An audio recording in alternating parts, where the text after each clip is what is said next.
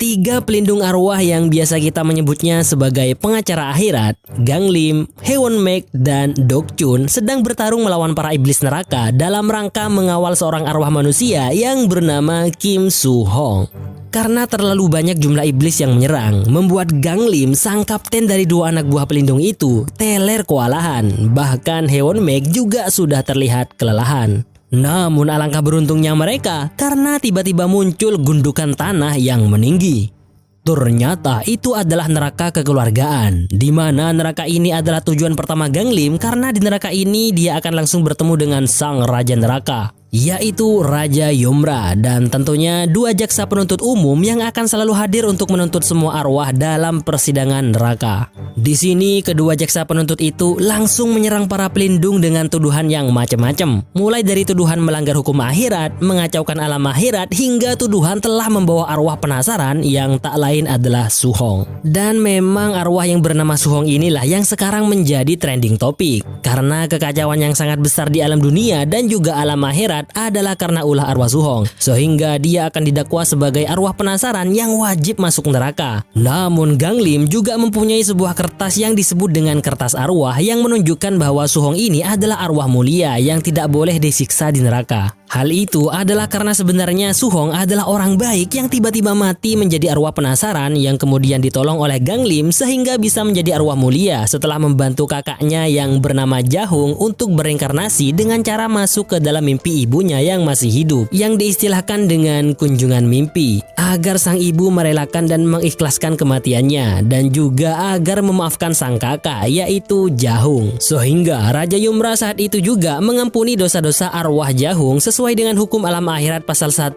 ayat 1 bahwa sebuah dosa yang telah dimaafkan di dunia manusia tidak akan didakwa di alam akhirat. Namun dalam kasus Soo-hong, Raja Yomra mempunyai sikap yang sangat berbeda. Apalagi beliau yang ternyata paling murka dengan apa yang telah Ganglim perbuat, malah semakin menyudutkan Ganglim yang sangat antusias untuk memberikan kesempatan kepada arwah Soo-hong untuk diadili. Akan tetapi malah menurut Raja Yomra, Ganglimlah yang seharusnya diadili karena telah melakukan banyak pelanggaran. Meski semakin terpojok, Ganglim tetap bersikukuh dalam memperjuangkan arwah Soo-hong agar diakui sebagai arwah mulia yang layak mendapatkan peradilan neraka. Bahkan dia siap untuk menerima hukuman atas tindakannya ini, meski Heewon-mek sebenarnya sudah nggak mau ikut-ikutan. Akhirnya Raja Yomra mulai sedikit mempertimbangkan permohonan Ganglim untuk membuktikan bahwa kematian Soo-hong adalah murni pembunuhan. Sebelum itu, Raja Yomra juga meminta pertimbangan kepada dua jaksa penuntut yang juga tetap bersikukuh menganggap kematian Soo-hong adalah karena kecelakaan yang tidak disengaja. Disinilah kedua kubu, yaitu para pelindung atau pengacara akhirat dan jaksa penuntut umum akan bertaruh.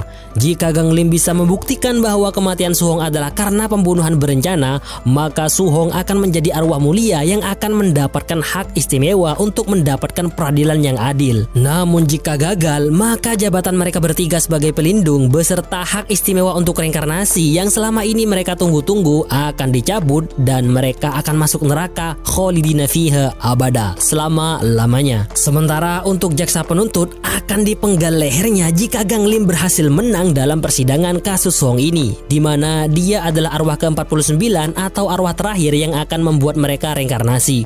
Jika gagal, kerja keras mereka bertiga selama hampir 1000 tahun akan sia-sia. Lagi-lagi Raja Yomra ternyata masih menyelipkan satu syarat lagi yang wajib mereka lakukan selama melakukan penyelidikan kematian Soo-hong, yaitu mereka harus membawa satu arwah bernama Hur Chon-sam, seorang kakek-kakek yang sering melihat Ganglim di saat orang lain gak bisa melihatnya.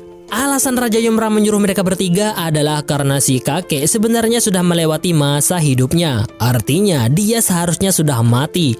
Tapi semua pelindung utusan Raja Yomra yang akan mencabut nyawanya nggak pernah berhasil. Karena ternyata si kakek dilindungi oleh seorang dewa rumah bernama Sung-ju. Dia akan selalu menghalangi setiap utusan akhirat yang akan mencabut nyawa si kakek, tentunya dengan kekuatan yang sangat luar biasa.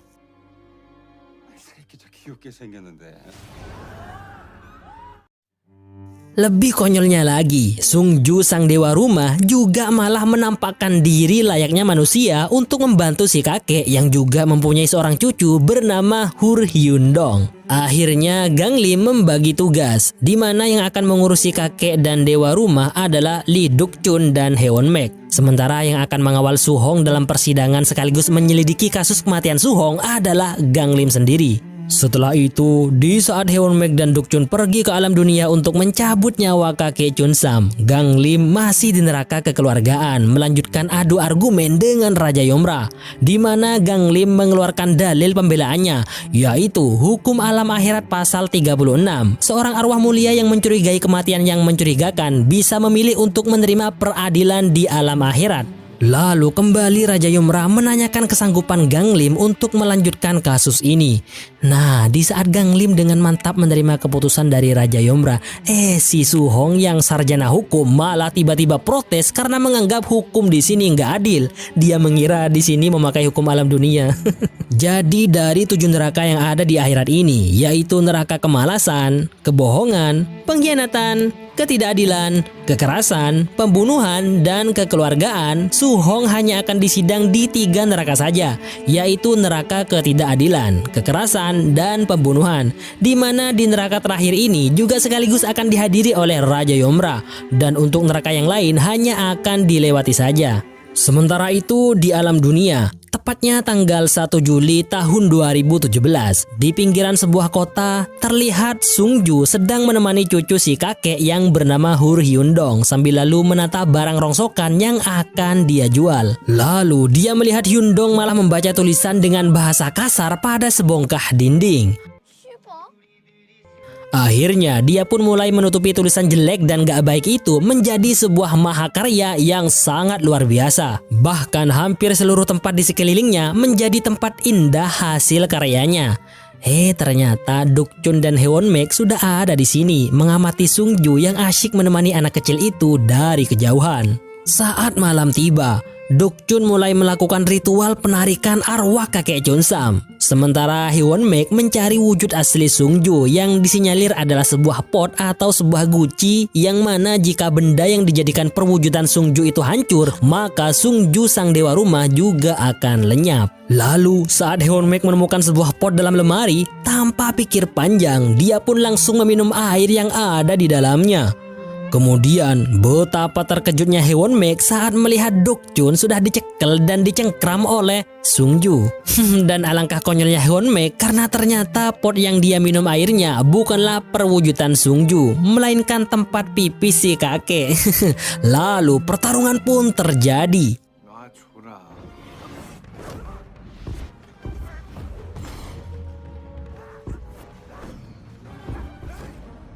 Hewon Mek nggak berdaya menghadapi Sung Ju. Kemudian mereka berdua dikejutkan dengan pernyataan Sung Ju yang mengatakan bahwa 1000 tahun yang lalu dialah yang menjadi pelindung atau pengacara Hewon Mek, Duk Chun, dan juga Gang Lim. Sung Ju malah merasa kasihan disebabkan Hewon Mek dan Duk Chun tidak mengenalinya, karena ternyata Raja Yomra telah menghapus ingatan mereka berdua. Hewon Mek yang bukan tandingan Sung Ju hanya bisa pasrah menerima keputusan dewa rumah itu untuk tidak mencabut arwah kakek Chun Sam sebelum cucunya masuk sekolah. Bahkan catatan kematian atas nama kakek Chun Sam disita sementara oleh Sung Ju. Di waktu yang sama, Gang Lim bersama Su Hong sedang berada di Sungai Kemalasan, di mana Gang Lim merasa sedikit jengkel dengan semua pertanyaan Su Hong tentang rahasia kematiannya yang Gang Lim rahasiakan darinya. Bukan tanpa alasan, Gang Lim hanya ingin Su Hong mau mengikuti peradilan di neraka ini dengan serius. Nah, itulah yang menjadi fokus perhatian Su Hong. Kenapa Gang Lim mau repot-repot membuatnya menjadi arwah mulia hingga memberinya peradilan sampai akhirnya mendapat reinkarnasi? Meskipun begitu, Su Hong tetap saja kelihatan seleteng dan santuy karena dia sama sekali tidak tertarik untuk bereinkarnasi, tidak seperti arwah-arwah yang lain. Sebab menurutnya, buat apa reinkarnasi dan kembali menjalani kehidupan lagi di dunia kalau ujung-ujungnya sama saja. Inilah pemahaman Su-hong. Dia nggak sadar kalau dia nggak reinkarnasi, pilihannya cuma satu, yaitu masuk neraka selama-lamanya, disiksa terus-menerus tanpa mati-mati. Bahkan Su-hong yang cukup cerdas ini bisa-bisanya mencurigai Gang Lim sebagai pengacara ilegal karena menurutnya Gang Lim kurang terbuka kepada Su-hong sebagai kliennya tentang rahasia di balik kematiannya. Dia malah lebih penasaran kepada masa lalu Gang Lim dibandingkan reinkarnasi. Akhirnya Gang Lim mengikat Su-hong ke tiang perahu dan menceburkannya ke tengah-tengah sungai kemalasan yang mana di dalamnya terdapat banyak ikan-ikan ganas. Saat itu juga, Haewon Mek dan Dokchun tiba-tiba muncul di belakang Gang Lim sambil menceritakan kegagalan mereka membawa arwah kakek Chun Sam karena catatan kematiannya disita oleh Sung Ju, yang mana dewa rumah yang berusia ribuan tahun itu akan mempersilahkan mereka berdua untuk mencabut arwah kakek Chun Sam setelah cucunya masuk sekolah, tepatnya tanggal 10 bulan Agustus. Artinya, 40 hari lagi Sung Ju akan mengembalikan catatan kematian kakek Chun Sam. Sementara batas waktu peradilan Su-hong kurang 48 hari lagi. Jadi kalau mereka mengikuti kehendak Sung Ju, maka hanya tersisa 8 hari lagi proses peradilan Su-hong yang akan dilaksanakan. Karena begitulah kesepakatan dengan Raja Yomra. Meski terlihat santai, namun tetap saja Gang Lim menyuruh mereka untuk sesegera mungkin menyelesaikan tugas mereka berdua dengan cepat. Sebenarnya ada hal lain yang sangat ingin Dokchun tanyakan kepada Gang Lim, yaitu mengenai masa lalu mereka bertiga. Akan tetapi terus ditahan oleh Haewon Mek karena takut terjadi hal yang tidak diinginkan dan sesegera mungkin pergi lagi ke alam dunia melalui sebuah portal yang Haewon Mek buat. Setelah menarik Su-hong kembali, Gang Lim memberinya pelajaran agar gak banyak nanya lagi tentang rahasia kematiannya sampai akhir persidangannya di pengadilan neraka. Akan tetapi Gang Lim juga sedikit memberitahu kisah kematiannya kepada Su-hong, di mana katanya Gang Lim yang dulunya seorang jenderal perang dibunuh secara tidak sengaja oleh saudaranya, dan itu terjadi sekitar hampir 1000 tahun yang lalu, tepatnya di zaman dinasti Goryeo. Kemudian betapa terkejutnya Su-hong karena ternyata Gang Lim malah menjadikan Su-hong sebagai umpan ikan raksasa agar menarik perahunya supaya lebih cepat. Dan setelah semua ketegangan itu, sampailah mereka berdua di neraka yang bernama Neraka Kemalasan. Namun berkat Gang Lim, Su-hong tidak akan diadili dalam neraka ini meskipun dosa yang berkaitan dengan kemalasannya cukup bisa membuat Su-hong disiksa di neraka ini selama 20 tahun. Di sini Su-hong dan Gang Lim hanya numpang lewat. Nah, di saat yang sama, rumah kakek Chun Sam malah didatangi sekelompok rentenir untuk menagih hutang. Sementara hampir semua uang kakek Chun Sam sudah Sung Ju investasikan dengan harapan bisa digunakan oleh cucu si kakek di masa depan. Tapi malah bangkrut. Haewon Mek dan Dokchun mengamati dari atas kekonyolan perilaku Sung Ju yang sangat sopan kepada para rentenir itu. Sangat berbeda pada saat berhadapan dengan para pelindung yang akan membawa arwah si kakek. Sangar dan menakutkan. Di sini malah jadi lembek. Wajar saja karena Sung Ju sebagai dewa rumah tidak bisa menyakiti manusia. Apesnya lagi, Sung Ju dihempaskan hingga masuk ke tempat pembuangan limbah perut. Dia pun tiba-tiba jadi lemes nggak berdaya karena limbah perut manusia itu akan membuatnya kehilangan kekuatan bahkan hanya untuk bergerak. Nah, hal inilah yang dibuat kesempatan oleh Haewon Mek dan Dokchun untuk membuat kesepakatan dengan Sung Ju, di mana Haewon Mek akan membantu menghajar para rentenir yang saat ini sedang mengancam si kakek, dan dia juga menjamin cucunya nanti akan mendapatkan kehidupan yang layak. Sebagai gantinya, Sung Ju harus menceritakan bagaimana masa lalu Haewon Mek dan Dokchun dan tentunya Sung Ju sendiri, serta kenapa mereka bisa bertemu. Rasa penasaran akan kisah masa lalunya membuat Haewon Mek dan Dokchun sedikit mengabaikan tugas utama yang diberikan oleh Gang Lim. Lalu karena para rentenir itu semakin kurang asem mendesak si kakek, Sung Ju pun sebagai dewa rumah yang gak berdaya menyetujui syarat yang diberikan Haewon Mek. Dan akhirnya sang pelindung arwah itu pun mulai beraksi.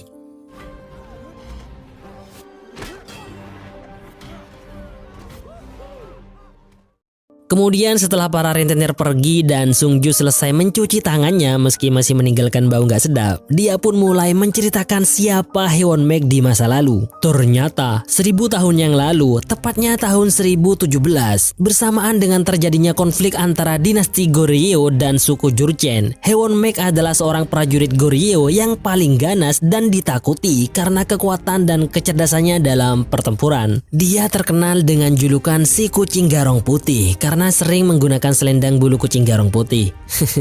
Mendengar kisah itu, Haewon-mek menjadi kepedean dan membanggakan dirinya, bahkan berlagak sok keren hingga membuat Dokchun penasaran dengan kisah selanjutnya. Malam pun tiba. Setelah menceritakan masa lalu Haewon-mek walaupun cuma sekilas yang sebenarnya masih menimbulkan banyak pertanyaan, Sungju terlebih dahulu menagih janji Haewon-mek yang katanya akan menjamin kehidupan cucu si kakek, di mana ternyata Haewon-mek berencana untuk menitipkannya di panti asuhan. Akan tetapi Haewon-mek malah ingin mengetahui terlebih dahulu bagaimana kisah awal kemunculan Sungju sebagai dewa rumah yang membantu kakek Chunsam dan cucunya. Dan kisahnya dimulai saat Hyundong mengalami sakit-sakitan, di mana yang merawatnya dari kecil hanyalah kakeknya karena ibunya meninggal sesaat setelah melahirkannya, sedangkan ayahnya kabur ke negara Filipina karena terlilit hutang berjudi, sehingga para rentenir seringkali menagihnya kepada si kakek. Saat itulah arwah Sungju yang bersemayam di sebuah guci kuno menampakkan diri untuk membantu si kakek tua dan cucunya itu. Sungju cuman sangat menyayangkan kenapa di abad 21 ini pemerintah Korea Selatan masih belum sepenuhnya bisa mensejahterakan rakyatnya. Terlebih lagi, uang kompensasi penjualan rumah si kakek sebesar $100.000 yang Sungju belikan obligasi malah mengalami likuidasi atau bangkrut lah, sehingga dia malah melakukan peminjaman atas nama pribadi sebesar $300.000 dan keadaan pun malah semakin kacau. Setelah menceritakan kisah Sungju, keesokan harinya Haewon-mek menepati janjinya untuk menjamin kehidupan Hyundong, yaitu dengan cara memasukkannya ke sebuah panti asuhan. Akan tetapi pihak panti asuhan tidak bisa menerima Hyundong karena terkendala masalah perwalian ayahnya yang kabur ke Filipina itu, di mana ternyata ayahnya itu masih tercatat sebagai wali yang sah bagi Hyundong, sehingga jika ingin Hyundong masuk ke panti asuhan ini, ayah sahnya harus menyerahkan kuasa perwaliannya, dan hal itu hampir mustahil. Namun pihak panti asuhan memberikan cara lain, yaitu kakek Chunsam yang tinggal bersama Hyundong. Jika bisa membuktikan bahwa si kakek ini tidak mampu merawat Hyundong, maka mereka berdua akan mendapatkan bantuan dari pemerintah. Kemudian saat berada di sebuah taman dan Sungju melihat Dokchun yang sedang menghibur anak-anak panti asuhan, membuat lidahnya spontan menceritakan kisah masa lalu Dokchun, di mana Dokchun di masa lalu, tepatnya sekitar 1000 tahun yang lalu, merupakan seorang gadis suku Jurchen. Saat itu terlihat Dokchun sedang melarikan anak-anak suku Jurchen dari kejaran para prajurit Goryeo yang sedang menyerang desanya. Kemudian setelah penyerangan mereda, Dokchun membawa anak-anak yang sudah kehilangan orang tua mereka akibat serangan prajurit Goryeo ke dalam hutan yang cukup aman dari prajurit Goryeo. Dan akhirnya Dokchun meninggal di usia 18 tahun setelah 3 tahun merawat dan menjaga anak-anak yatim piatu itu. Kisah itu membuat Dokchun tercengang karena kesedihan dalam kisah itu seakan-akan terbawa hingga sekarang dan semakin membuat jati dirinya sedikit demi sedikit mulai terasa. Sementara itu di alam akhirat, Gang Lim dan Su-hong sedang bersantai di neraka kebohongan karena memang gak ada persidangan untuk Su-hong di neraka ini. Akan tetapi Su-hong yang semakin penasaran dengan tujuan Gang Lim yang sebenarnya mulai jengkel dengan semua ini hingga dia malah berusaha kabur. Oh, ternyata tempat itu berada di ketinggian yang cukup menegangkan. Melihat tindakan konyol Su-hong, Gang Lim pun akhirnya mulai menceritakan kisah masa lalunya sekitar 1000 tahun yang lalu. Sehingga Su-hong pun mulai memasang wajah penasaran ingin segera mendengar kisahnya. Gang Lim memulai kisahnya saat dia masih remaja, di mana waktu itu sedang berkecamuknya perang antara dinasti Goryeo melawan Khitan, sebuah bangsa nomadik yang terletak di antara Mongolia dan Timur Laut Cina, sekaligus pendiri dinasti Liao. Ayah Gang Lim adalah seorang jenderal hebat, pemimpin pasukan khusus Goryeo, ahli strategi, paling disegani, dan sangat bijaksana bernama Gang Monjik. Dia mengajak putranya yaitu Gang Lim saat dia sudah bisa berkuda untuk mengikuti beberapa pertempuran melawan bangsa Khitan, sekaligus mengajarinya cara bertempur secara langsung. Hingga pada suatu waktu, Gang Lim yang masih remaja terheran-heran dan tidak memahami apa yang dilakukan oleh sang ayah, yaitu saat bangsa Khitan mengalami kekalahan dan sudah nggak berdaya lagi, Gang Monjik sang jenderal malah membiarkan dan melepaskan beberapa orang Khitan yang masih hidup. Setelah itu, di sebuah desa kecil penduduk Khitan di dekat sebuah sungai bernama Yalu yang sudah porak-poranda akibat serangan prajurit Goryeo, terlihat seorang remaja keturunan bangsa Khitan yang sedang meratapi kematian kudanya dengan bahasa Khitan. Kemudian saat Gang Monjik melihatnya dengan iba, ditambah lagi diketahui bahwa anak itu telah kehilangan orang tuanya di medan perang. Saat itulah Gang Monjik mengangkatnya sebagai anak. Dan inilah bagaimana kisah menegangkan dan mengharukan dimulai. Setelah beberapa waktu, Gang Lim dan si anak yang sekarang menjadi adik angkatnya mulai hidup bersama dalam asuhan sang ayah yang sekaligus mengajari mereka berdua mulai dari cara bertarung hingga strategi berperang. Namun sang ayah malah memberikan pelatihan khusus kepada adik angkat Gang Lim dengan niatan agar bisa mengimbangi Gang Lim, sehingga hal itu malah semakin membuat iri, bahkan emosi Gang Lim semakin liar. Ditambah lagi, dalam latih tanding, sang adik angkat tidak menunjukkan aura menyerang, melainkan hanya bertahan. Hingga pada suatu waktu, Gang Lim malah dibuat KO. Ternyata ajaran sang ayah lebih dicerna oleh sang adik angkat daripada Gang Lim karena adik angkatnya mempunyai aura yang lebih tenang, sehingga dia belajar bahwa dalam pertarungan sebuah kemenangan ditentukan oleh lawan, di mana membaca taktik dan strategi lawan adalah sebuah kunci terpenting dalam pertarungan, apalagi bagi seseorang yang akan menjadi jenderal perang. Akhirnya kebencian Gang Lim semakin mengakar dalam hatinya. Itulah sepenggal cerita dari Gang Lim kepada Su Hong hingga mereka berdua berada di gurun abadi.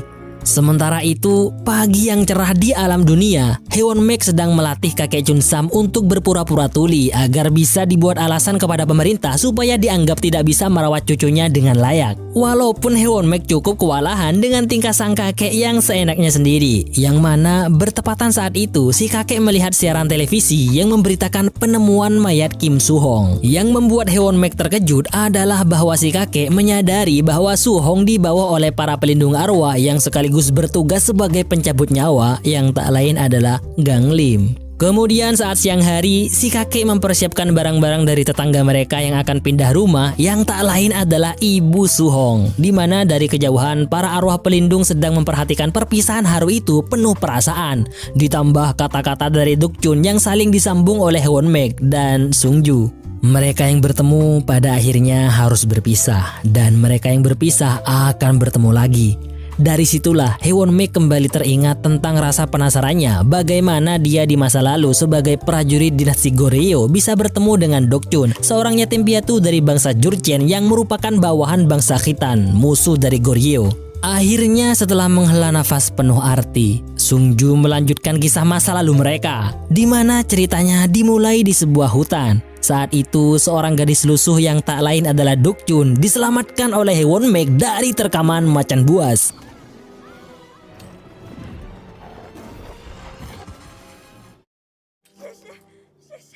Mengetahui si gadis menggunakan bahasa Jurchen, anak buah Haewon Mek menertawakannya dan memaksa si gadis agar membawanya ke tempat persembunyian sisa-sisa bangsa Jurchen dengan tujuan untuk menghabisi mereka. Lalu setelah sampai di sana, para prajurit Goryeo itu hanya menemukan sekumpulan anak-anak yang gak berdosa, di mana yang harus mereka lakukan sebagai prajurit Goryeo adalah membunuh mereka semua. Saat Haewon Mek mengambil pisau dan masuk ke dalam, ternyata dia malah melakukan hal tak terduga. Anak-anak kecil itu malah dibantu oleh Haewon Mek dan cerita pun kembali bersambung. Mendengar penggalan kisah itu, Haewon Mek kembali sok keren karena merasa dirinya dulu adalah seorang pahlawan. Tak lama kemudian muncul segerombolan orang yang tiba-tiba masuk ke dalam. Haewon Mek yang mengira mereka adalah para rentenir yang sebelumnya langsung menghajar mereka semua.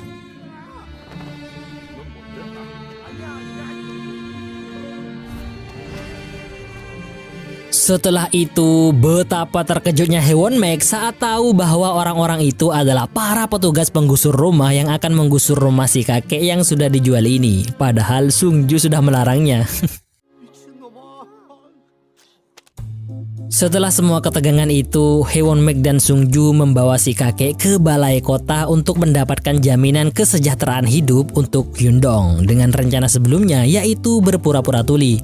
Namun petugas lebih cerdas dan malah sedikit mempermainkan si kakek. Kemudian si petugas yang tidak bisa mengabulkan permohonan bantuan kepada si kakek malah memanggil Sungju dan kawan-kawan yang dari tadi mengawasi si kakek dari kejauhan untuk memberikan cara lain agar Hyundong, cucu si kakek, bisa mendapatkan kesejahteraan yang layak, yaitu adopsi asing. Artinya Hyundong akan diasuh atau diadopsi oleh orang luar negeri, karena di Korea Selatan sendiri tidak mungkin untuk melakukan adopsi pada anak yang sudah bukan bayi lagi, dan syarat yang harus dipenuhi hanyalah tanda tangan persetujuan dari wali yang sah dari Hyundong, yaitu si kakek atau ayahnya yang nggak ada kabar. Ternyata setelah sampai di rumah, sang kakek malah marah kepada Sungju karena nggak mau cucu satu-satunya itu harus diasuh oleh orang asing, apalagi di luar negeri. Si kakek yang merasa bertanggung jawab atas cucunya dan membanggakan dirinya karena dialah yang mengasuh anak dan cucunya dengan kerja keras mulai dari kecil, langsung disambut kemarahan oleh Hewon Mek karena tahu kalau dulu waktu kakek ini masih muda tidak pernah serius bekerja, sehingga tidak dapat mensejahterakan keluarganya hingga sekarang. Lalu betapa terkejutnya Hewon Mek saat si kakek yang langsung spontan menampar wajahnya. Seketika itu juga petir menyambar seiring murkanya sang pelindung arwah selama ribuan tahun itu dan mulai menyingkap rahasia langit tentang kehidupan kakek Hur Chun Sam yang menyedihkan mulai dari kecil. Akan tetapi ketegangan yang cukup membuat Sungju dan Dokchun ketakutan malah tiba-tiba hilang saat si kakek malah semakin gencar menampar Hewon Mek dan akhirnya membuat Hewon Mek terdiam dan meminta maaf. Ya, boleh saja umur Hewon Mek lebih tua dari si kakek, namun secara aura dan perawakan kakek Chun Sam di sini lebih pantas dihormati sebagai orang tua. Sementara itu, Gang Lim dan Su Hong yang berada di gurun abadi sedang mengalami ketegangan juga, di mana di gurun ini sesuatu apa saja yang menjadi ketakutan bagi seorang arwah akan muncul menampakkan diri menjadi kenyataan. Dan kebetulan Su Hong sangat takut terhadap makhluk purba yang bernama Raptor, dinosaurus karnivora yang paling ganas pada masanya. Tanpa Su Hong sadari, para dinosaurus berkecepatan 70 km per jam itu sedang berlari menuju ke arah mereka berdua. Gang Lim menyuruh Su Hong untuk tidak menoleh ke belakang dan membuat pelindung untuk Su Hong. Akan tetapi, betapa terkejutnya Su Hong saat melihat para makhluk buas itu berlari ke arahnya, sehingga dia malah langsung kabur segokil-gokilnya. Di tengah pelarian, Gang Lim menyuruh Su Hong agar berhenti, sehingga dia bisa membuat garis pelindung untuknya. Tak lama setelah mereka melihat fenomena perseteruan antara para makhluk purba di depan, tiba-tiba muncul makhluk purba yang lebih besar dari dalam tanah.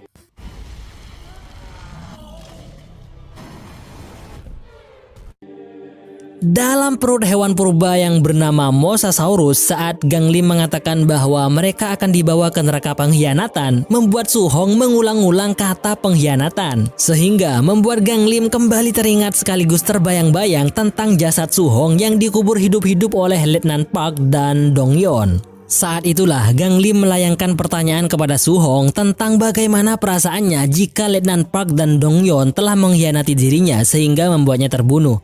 Namun Su Hong menjawab bahwa hal semacam itu nggak terlintas sedikit pun dalam benaknya. Bahkan lebih lanjut, dia menceritakan tentang Dong Yeon yang mempunyai fisik paling lemah di antara prajurit yang lain, hingga Dong Yeon dicurigai akan melakukan bunuh diri karena frustasi, dan hal itu membuat Su Hong empati dan menjadi penyemangat hidupnya. Sementara Letnan Park adalah seorang anak yatim yang berjuang keras untuk hidupnya dan merupakan orang baik dan sangat respek kepada Su Hong dan Dong Yeon, sehingga dari itu semua nggak ada sedikit pun kecurigaan dalam diri Su Hong tentang pengkhianatan mereka berdua terhadapnya. Lalu Gang Lim pun melanjutkan kisah masa lalunya 1000 tahun yang lalu. Saat itu masih dalam masa-masa gencarnya perang melawan pasukan Jurchen yang tak lain adalah tentara bayaran bangsa Khitan. Belasan tahun setelah sang ayah mengangkat anak dari bangsa Khitan yang sekarang menjadi adik angkat Gang Lim. Di mana pada malam sebelum perang besar terjadi, Gang Lim tidak sengaja mendengar pembicaraan sang ayah dengan adik angkatnya tanpa mengikut sertakan dirinya. Dan betapa terkejutnya Gang Lim saat mendengar sang ayah malah menjadikan adik angkatnya itu sebagai pemimpin pasukan, walaupun sebenarnya sang adik malah lebih memilih Gang Lim. Keputusan sang ayah bukan tanpa alasan. Jika Gang Lim yang menjadi pemimpin pasukan, Goryeo tetap akan menang, namun korban yang berjatuhan juga banyak. Sementara jika sang adik yang menjadi pemimpinnya, bukan hanya kemenangan yang akan didapat, tapi juga minim korban. Karena orang yang selalu menimbang berat orang secara berbeda tidak akan bisa menjadi kesatria hebat. Semakin hancur hati Gang Lim mendengar itu langsung dari mulut sang ayah sendiri. Belum sempat Gang Lim melanjutkan kisahnya, tiba-tiba perut hewan purba itu menggeliat dan memuntahkan mereka tepat di neraka pengkhianatan. Lalu kisah pun dilanjutkan kembali, dan ternyata dalam perang sengit melawan pasukan Jurchen, prediksi Gang Monjik, ayah Gang Lim, meleset.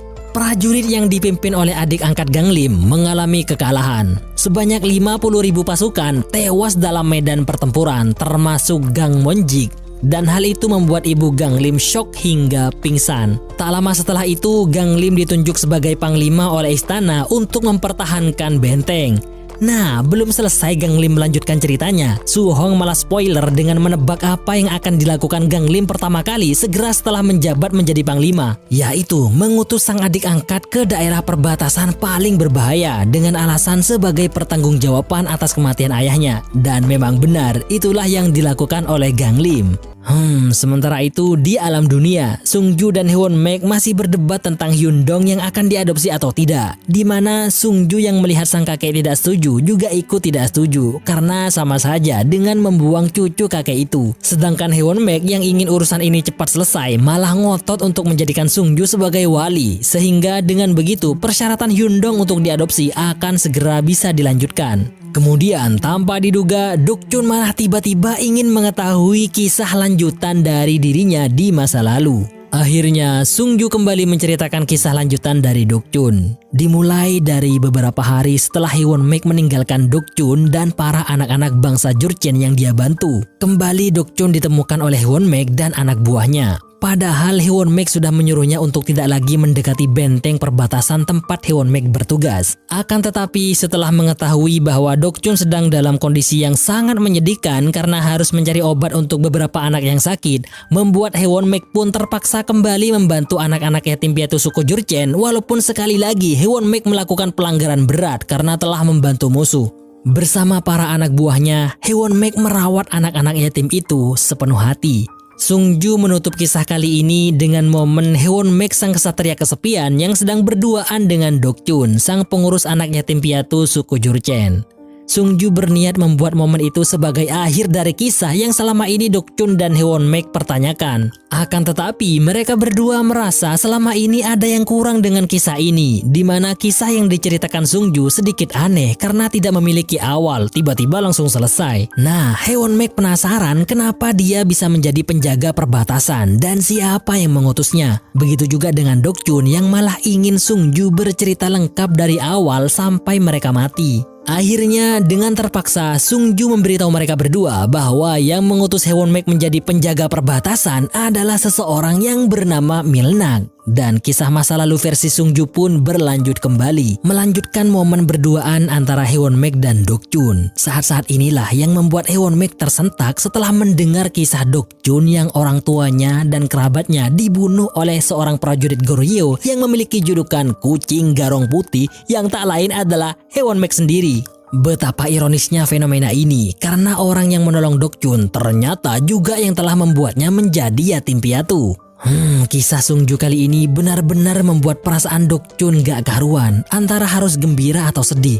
Sementara Hwon Mek yang sebelumnya sudah sangat bangga dengan kisah masa lalunya karena menjadi pahlawan bagi Dok Chun, untuk kali ini dia merasa malu dan marah kepada dirinya sendiri. Ada kalanya sesuatu yang sudah terpendam sangat dalam tidak perlu untuk digali kembali. Keesokan harinya, Hewon Mek dan Dokchun bersiap-siap pergi ke pengadilan untuk menjadikan Sungju sebagai wali dari Hyundong, yang ternyata setelah dipikir kembali oleh Sungju, akhirnya sadar bahwa itulah pilihan terbaik untuk masa depan Hyundong. Meskipun sebelum keberangkatan, terjadi percekcokan antara Dokchun dan Hewon Mek, di mana Dokchun masih merasa tidak terima dengan pembunuhan Hewon Mek terhadap orang tuanya, padahal itu adalah kejadian 1000 tahun yang lalu. Akhirnya, sambil lalu Sungju kembali meneruskan kisah masa lalu mereka, di mana Hewon Mek yang merasa bersalah atas kematian orang tua Dokchun berniat menyerahkan hidupnya untuk membantu Dokchun merawat anak-anak yatim piatu suku Jurchen bersama para anak buahnya, sekaligus mengajari mereka cara bertahan hidup. Dan dalam kisah ini, Hewon Mek tetap merahasiakan identitasnya sebagai prajurit kucing garong putih kepada Dokchun agar tidak merusak kebahagiaan saat ini. Namun beberapa waktu kemudian, keadaan menjadi semakin sulit karena perang yang berkepanjangan disertai dingin yang menusuk sampai ke tulang membuat beberapa anak buah Hewon Mek mati. Walaupun begitu, Hewon Mek sudah nggak bisa berhenti lagi untuk terus membantu anak-anak suku Jurchen meski dia telah mengkhianati negaranya sendiri. Bahkan stok makanan dari istana yang seharusnya untuk persediaan dan kebutuhan prajuritnya malah dibagi bersama anak-anak suku Jurchen. Cerita bersambung karena Sungju yang sudah diresmikan oleh pengadilan untuk menjadi wali yang sah bagi Hyundong harus pulang terlebih dahulu untuk segera memberitahu si kakek bahwa mereka akan melakukan adopsi asing kepada Hyundong. Setelah sampai di rumah, betapa terkejutnya mereka saat melihat keadaan rumah yang sudah kocar-kacir, sementara si kakek berbaring gak sadarkan diri. Dan yang menambah ketegangan adalah Sungju yang tiba-tiba ambruk.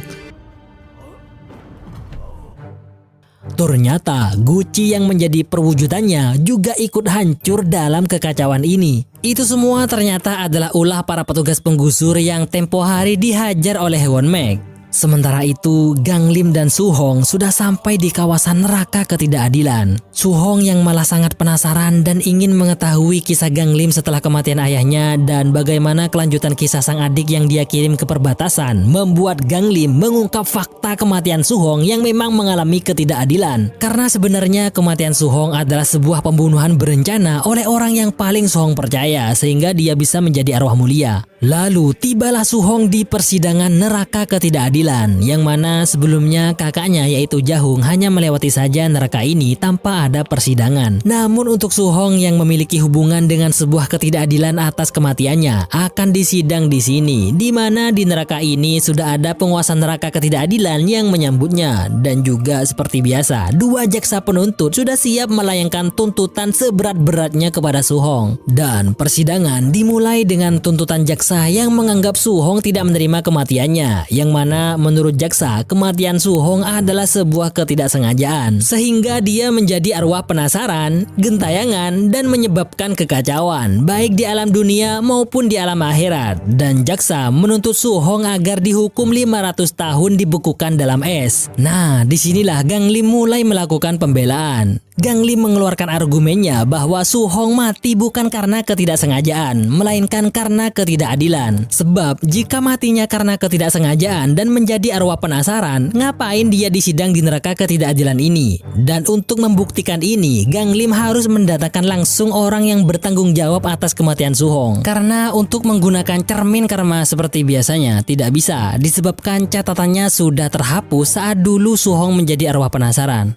Ternyata yang ingin dihadirkan oleh Gang Lim adalah anak buah Su Hong yang sekarang mengalami kritis di rumah sakit karena sebelumnya melakukan percobaan bunuh diri. Dia adalah Won Dong Yeon. Karena Dong Yeon masih hidup, maka pemanggilannya sebagai saksi di alam akhirat ini mempunyai batas waktu yang sedikit. Betapa terkejutnya Dong Yeon saat melihat dirinya berada di alam lain, meski dia mengira itu adalah mimpi. Terlebih lagi Su Hong yang sudah mati sekarang malah berada tepat di hadapannya. Maka dari itu, saat dia melihat ke arah Gang Lim yang ingin menginterogasinya, dia malah menyanyikan cuplikan lagu sama seperti saat dulu Gang Lim menampakkan diri di hadapannya sesaat setelah percobaan bunuh dirinya atas permintaan dari arwah Su Hong waktu itu.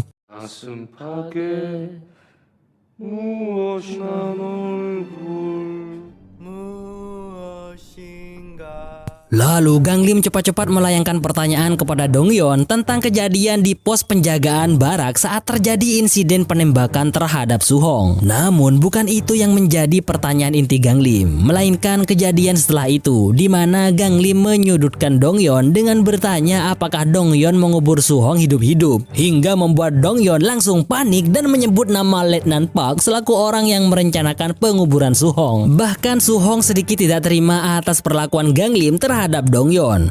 Lalu Dong Yeon yang semakin gemetaran masih saja terus dipaksa oleh Gang Lim agar memberikan satu kesaksian. Apakah Dong Yeon sadar saat melakukan penguburan dia melihat tangan Su Hong yang masih bergerak-gerak yang menandakan masih hidup atau tidak?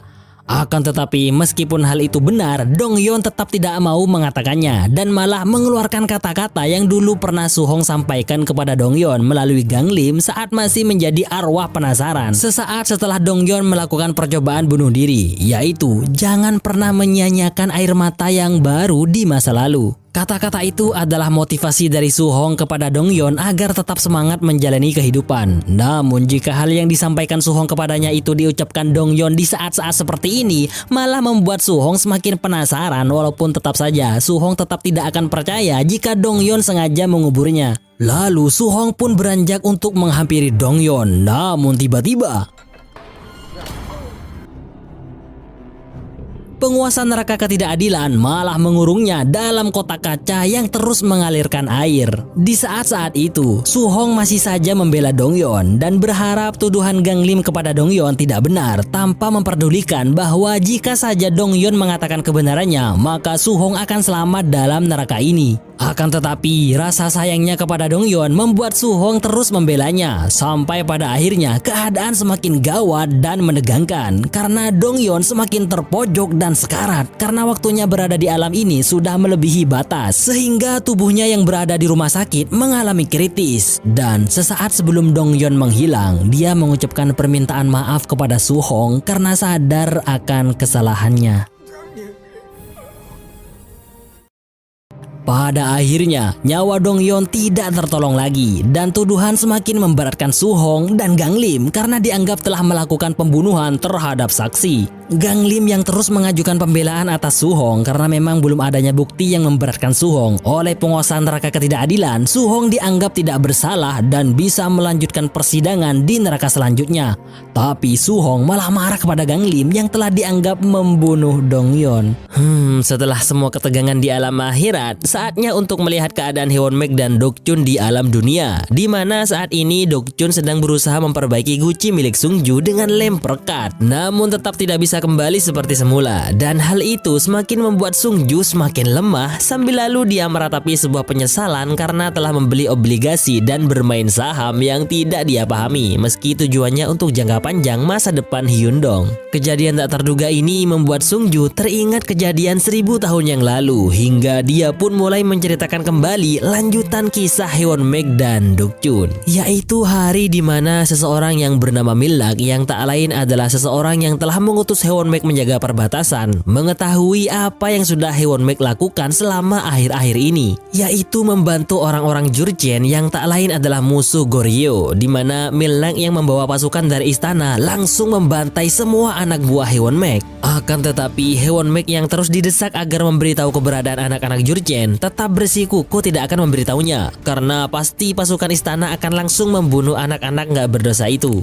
Akhirnya Haewon Mek dan satu anak buahnya yang masih hidup akan menjalani hukuman yang sangat mengerikan, yaitu diikat di tengah-tengah kawanan serigala buas kelaparan. Nah, mendengar kisah ini semuanya menjadi sedih dan marah kepada seseorang yang bernama Milnak itu. Bahkan Hyundong yang dari awal menyimak kisah dari Sung Ju hingga membuatnya selalu mencatat apa yang menurutnya menarik, dan kali ini dia menulis nama Milnak di buku tulisnya. Lalu Sung Ju melanjutkan kembali ceritanya, di mana Haewon Mek bersama anak buahnya yang sedang dalam kepungan para serigala ganas dengan tangan terikat masih terus berjuang bertahan hidup melawan kawanan serigala. Dan usaha mereka membuahkan hasil. Namun anak buah Haewon Mek sudah nggak tertolong lagi. Kemudian setelah mengalahkan serigala itu, Haewon Mek segera menuju tempat persembunyian Dok Chun dan para anak-anak Jurchen yang lain dengan membawa anak buahnya untuk dikubur dengan layak. Perjalanan di tengah terpaan angin salju yang dingin tak membuat Haewon-mek patah semangat karena ada orang-orang yang harus dia selamatkan. Lalu setelah sampai, dia segera menyuruh Dokchun untuk segera pergi dari tempat ini karena akan ada pasukan Goryeo yang akan menyerang. Saat Dokchun akan berpamitan, Haewon-mek mengeluarkan selendang bulunya yang selama di sini sudah nggak pernah dipakai lagi karena itu adalah identitasnya sebagai kucing garong putih yang telah membunuh orang tua Dokchun. Air mata pun mulai membasahi pipi Dokchun yang gak kuat menahan perasaan yang campur aduk dalam dirinya setelah mengetahui orang yang telah menyelamatkannya ternyata adalah orang yang juga telah membunuh orang tuanya. Akan tetapi hati tulusnya dengan lapang dada telah memaafkan Haewon-mek. Kemudian Dokchun pergi dengan perasaan penuh haru meninggalkan seseorang yang berharga dalam hidupnya, Haewon-mek yang sudah siap menerima takdirnya. Kisah yang masih belum selesai itu membuat Haewon-mek penasaran, di mana saat itu adalah hari kematiannya dibunuh oleh Milnak. Lantas bagaimana dengan Dokchun? Sungju masih belum mau menceritakan lanjutannya. Dia hanya memberikan mau'idoh hasanah sekaligus petunjuk di dalamnya, yang pada intinya dia ingin mengatakan bahwa tidak ada manusia yang jahat sejak lahir, yang ada hanyalah keadaan yang buruk. Jadi saat merasa benci, marah, dan tidak mengerti apa yang harus dilakukan, cobalah membaca dan memikirkan semuanya secara terbalik, maka semuanya akan masuk akal. Dan akhirnya Sungju menghilang, meninggalkan kertas kematian kakek Hur Chun-sam serta kisah Haewon-mek dan Dokchun yang masih menggantung. Sementara itu, Gang Lim dan Su-hong sudah berada di neraka kekerasan. Di sini, keadaan malah semakin rumit karena Gang Lim dianggap melakukan sebuah kesalahan, yaitu membunuh Dong-yeon saat menjadi saksi di neraka ketidakadilan. Sedangkan Su-hong sudah semakin gak bergairah mengikuti persidangan. Maka dari itu, Gang Lim memohon kepada penguasa neraka kekerasan agar memberi izin untuk menahan keputusannya di neraka kekerasan ini dan langsung melanjutkan sidang sekaligus menggabung putusannya ke neraka terakhir, yaitu neraka pembunuhan. Berbeda dengan kakak Su-hong yaitu Jahung. Dulu yang menjadi neraka terakhirnya adalah neraka kekeluargaan karena kasus kematiannya berbeda. Sementara kasus inti dari Su-hong adalah pembunuhan yang dilakukan oleh rekan-rekannya. Dan sebagai jaminannya, Gang Lim akan kehilangan haknya sebagai pelindung arwah sekaligus haknya untuk reinkarnasi, yang artinya akan menyia-nyiakan kerja kerasnya selama 1000 tahun menjadi pelindung arwah. Dan syarat yang diajukan oleh Gang Lim dalam rangka membela Su-hong adalah mendatangkan Letnan Park, salah satu dari 2 orang yang berhubungan dengan kematian Su-hong untuk menjadi saksi. Ditambah lagi, Gang Lim memohon agar di neraka pembunuhan nanti Raja Yomra bisa hadir menjadi saksi akhir dalam peradilan Su-hong. Akhirnya melihat keseriusan dan kesungguhan Gang Lim dengan segala pertimbangan yang memberatkannya, penguasa neraka kekerasan menyetujui permintaan Gang Lim. Kemudian dalam perjalanan menuju neraka pembunuhan, Gang Lim ternyata masih harus bertarung dengan iblis-iblis neraka. Saat-saat menegangkan itulah Su-hong yang melihat Gang Lim begitu gigihnya berjuang mulai menaruh curiga. Masa dia hanya berjuang untuknya? Pasti ada hal lain yang membuat Gang Lim begitu kerasnya berjuang dalam pengadilan ini. Apalagi akan ada Raja Yomra yang gak ada hubungannya dengan Su-hong. Nah, disinilah semuanya akan menjadi satu cerita, di mana di sisi lain di alam dunia, Haewon-mek yang mulai merasa benci dan marah dengan seseorang yang belum diketahui identitasnya yaitu Milnak, dan saat itu dia yang akan membawa arwah kakek Chun-sam malah dihalangi oleh Dokchun yang semakin membuat pikirannya kacau. Saat itulah dia melihat buku tulis Hyundong yang di dalamnya Hyundong pernah menulis nama Milnak.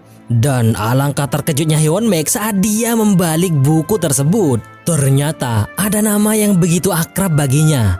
Ya, itu adalah Gang Lim. Selama ini Sungju tidak ingin memberitahu secara langsung bahwa orang yang telah mengutusnya ke perbatasan sehingga ada pertemuan dengan Dokchun ternyata adalah Gang Lim. Saat itu Gang Lim yang memang selalu merasa iri dengan Haewon-mek yang tak lain adalah adik angkatnya merasa harus menjauhkannya dari kerajaan meski awalnya tidak ada maksud lain. Namun mengetahui Haewon-mek berkhianat kepada Goryeo membuat kemarahan Gang Lim semakin meluap-luap dan mempunyai alasan untuk melenyapkan sang adik.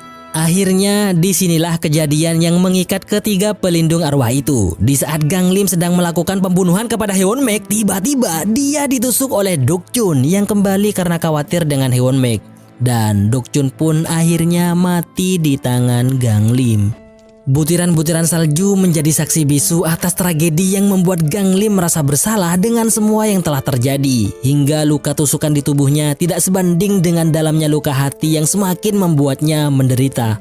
Di tengah linangan air mata penyesalannya, tiba-tiba datang orang-orang yang sangat tak terduga. Mereka tak lain adalah Raja Yomra bersama dua pengawalnya dan juga Sung Ju. Disinilah kisah Gang Lim menjadi pelindung arwah dimulai, di mana Raja Yomra menjanjikan reinkarnasi kepada Gang Lim jika dia berhasil mereinkarnasikan 49 arwah dalam 1000 tahun. Namun karena Raja Yomra menganggap dosanya sangat besar, maka ingatannya akan tetap utuh sampai hari reinkarnasinya. Sementara untuk Haewon Mek dan Duk Chun yang akan menjadi pendamping Gang Lim menjadi pelindung arwah akan dihapus ingatannya. Akhirnya Duk Chun yang sudah mengetahui kebenaran tentang masa lalunya segera menemui Gang Lim untuk memastikan sendiri kepada Gang Lim dan kenapa selama 1000 tahun ini dia menyembunyikan rahasia itu darinya dan Haewon Mek. Tanpa Duk Chun bertanya pun, Gang Lim seakan merasakan kekecewaan yang amat sangat dalam-dalam dari Duk Chun.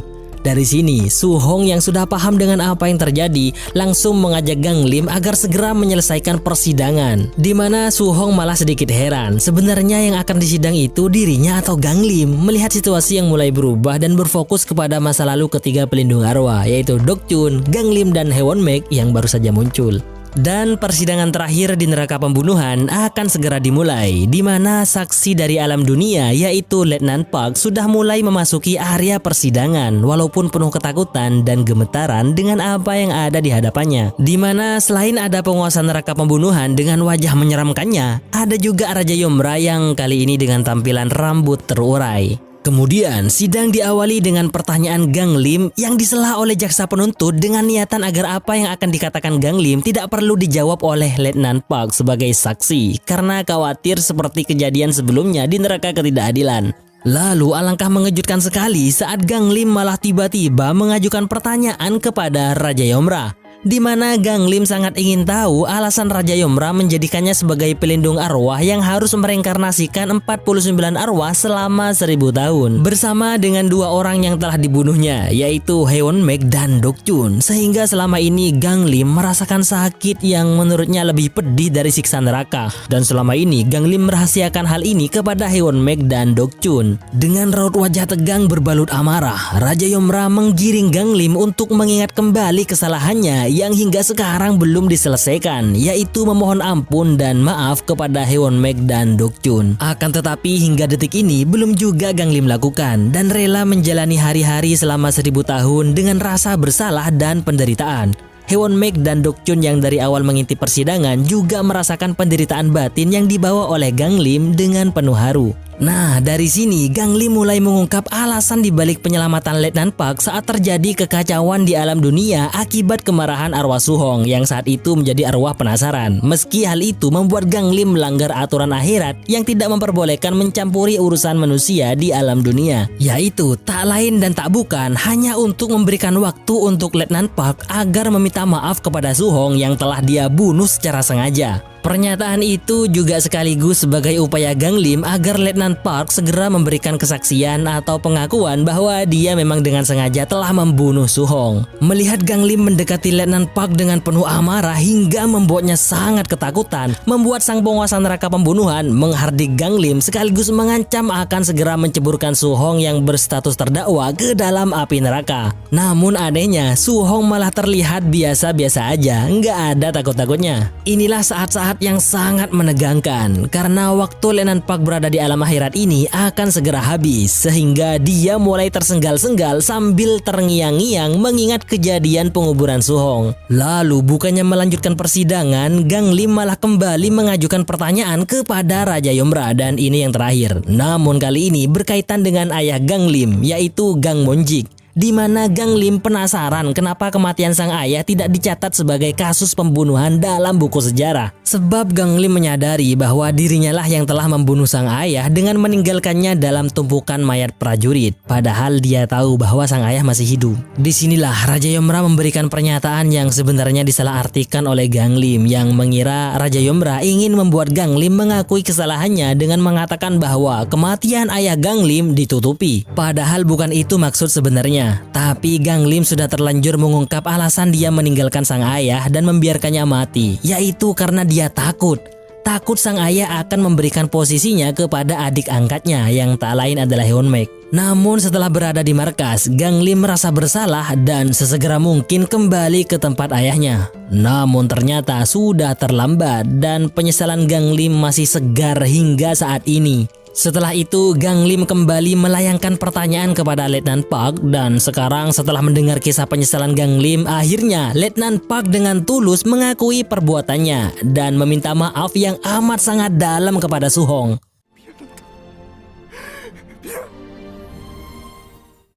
Dengan ini berakhirlah sudah peradilan Suhong yang begitu rumit dan cukup menegangkan. Penguasa neraka pembunuhan menyatakan Suhong adalah arwah mulia yang mati dibunuh. Dosa-dosanya diampuni dan akan mendapatkan hak reinkarnasi. Akhirnya, genap sudah 49 arwah yang berhasil Gang Lim dan kawan-kawan reinkarnasikan. Akan tetapi, masih ada satu persyaratan lagi yang harus mereka penuhi agar mereka bertiga mendapatkan reinkarnasinya, yaitu membawa arwah kakek Hur Chun Sam, di mana yang menjadi penghalangnya sudah tidak ada lagi, yaitu Sungju, sehingga mereka akan dengan sangat mudah membawa arwah si kakek. Hur Chun Sam.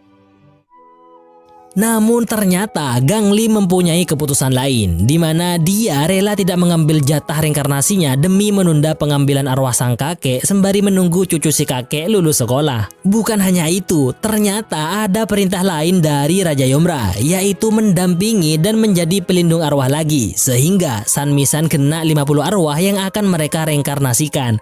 Dia adalah Won Dong Yeon yang saat ini sedang kebingungan di gerbang akhirat. Namun sebelum itu, Gang Lim ingin memberitahukan sebuah rahasia kepada Hyunmek dan Dokchun tentang kematian mereka 1000 tahun yang lalu, sekaligus meminta maaf kepada mereka berdua. Gang Lim ternyata belum tahu kalau Hyunmek dan Dokchun sudah mengetahui semuanya. Oleh karena itu, sebelum Gang Lim mengakuinya, mereka berdua bersepakat untuk tidak membebani Gang Lim dengan hal itu lagi karena mereka berdua sudah memaafkannya. Dan pada akhirnya mereka bertiga akan sekali lagi melakukan tugas menjadi pelindung arwah untuk Dong Yeon. Sementara itu, si kakek dan cucunya Hyundong mendapat berita gembira tentang kenaikan KOSPI atau indeks yang melacak keseluruhan bursa efek Korea dan komponen-komponennya. Di mana hal itu menyebabkan obligasi dan saham yang dulu dibeli oleh Sungju mengalami keuntungan yang berlipat, dan hal itulah yang dicita-citakan oleh Sungju. Dan di akhir cerita, diperlihatkan ayah Gang Lim yaitu Gang Monjik sedang diangkat oleh Raja Yomra, di mana beliau ingin menjadikan Gang Monjik sebagai penerusnya menjadi Raja Neraka. Nah, saat inilah saat-saat yang bersamaan dengan kembalinya Gang Lim untuk menyelamatkan sang ayah. Akan tetapi mayat sang ayah tidak dia temukan.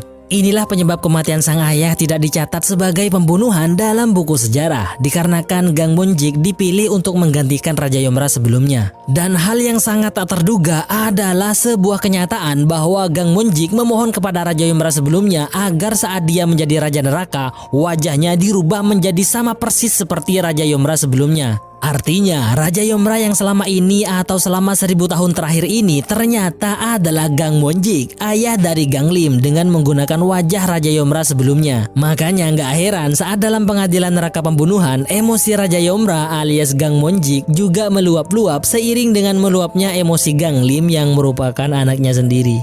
Terakhir, Suhong yang akan menuju gerbang reinkarnasi dihampiri oleh Raja Yomra alias Gang Monjik dengan niatan untuk menjadikannya sebagai pelindung arwah atau dewa kematian karena melihat Suhong yang tidak terlalu ingin melakukan reinkarnasi.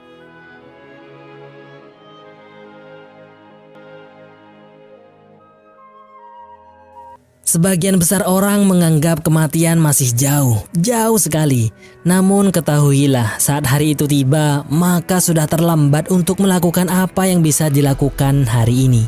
Hari ini dunia menjadi sebuah kenyataan dan akhirat hanyalah cerita. Namun setelah kematian, dunia hanyalah cerita dan akhiratlah yang menjadi kenyataan. Terima kasih sudah menonton video ini sampai